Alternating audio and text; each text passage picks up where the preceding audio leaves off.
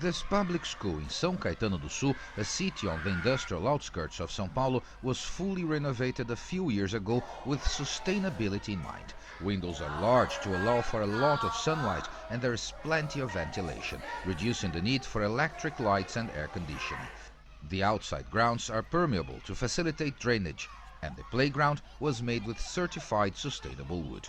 Carolina Pena is the architect specialized in school projects who designed it for the city. Children learn by example, right? They learn through living. So here at the school, they have the opportunity to see all these principles of sustainability being put into practice. They notice it in their daily lives. It's a showcase structure for a city recently ranked first in Brazil when it comes to reaching the United Nations Sustainable Development Goals, split into 17 different areas. Here in our city, we value the spaces and the timing to teach children about sustainability. So that's something that can bear fruit not only here, but also in their homes. Eu acho que a importância para ter mundo melhor, né? I think sustainability is important so we can have a better world. If we keep harming the earth and not doing good for it, things will turn out really bad for us.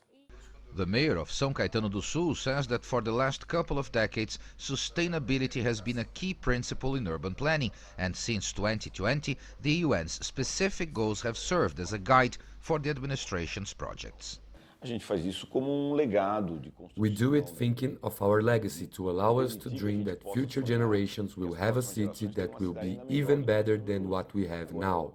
Sao Caetano does have a lot to show in terms of sustainability initiatives, but there are still some big issues yet to be dealt with in the city. For example, floods here in the Fundação neighborhood. People living in this area have actually made these markings on the wall to show the level the water has reached.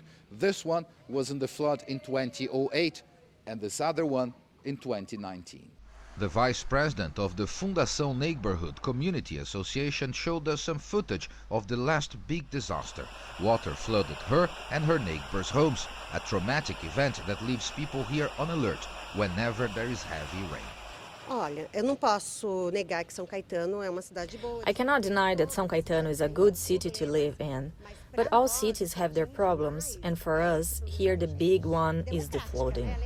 And it's a democratic problem. It gets into everybody's home, with no discrimination. Despite its relative success, São Caetano has only fully achieved 3 of the 17 Sustainable Development Goals. It sets a good example of consistent progress for other cities to follow, but also shows there is still much work left to be done. Paulo Cabral, CGTN, São Caetano do Sul, Brazil.